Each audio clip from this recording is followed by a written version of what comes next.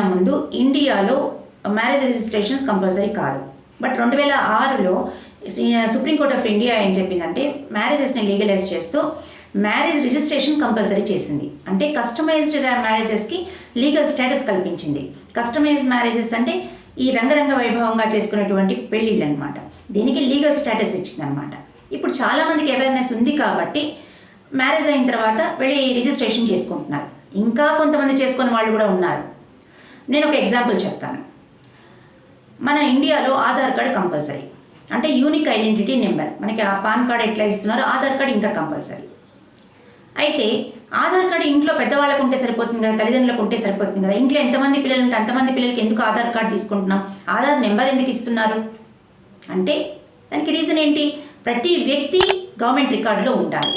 పుట్టిన ప్రతి భూమి మీద పడ్డ ప్రతి వ్యక్తి గవర్నమెంట్ రికార్డులో ఉండాలి.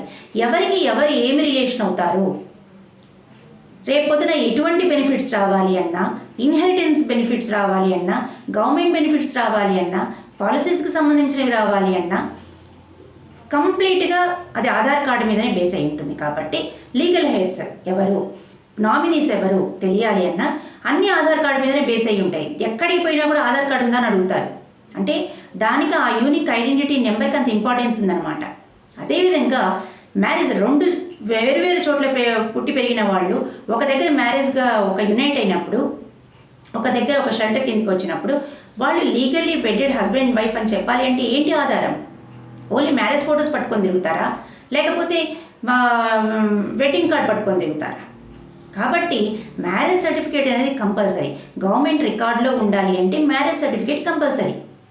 ఈరోజు మంచి మాట. సంస్కారం నేర్పలేని చదువు, సంతోషం ఇవ్వలేని సంపద, జ్ఞానాన్ని ప్రసాదించలేని భక్తి నిరుపయోగమే కదా.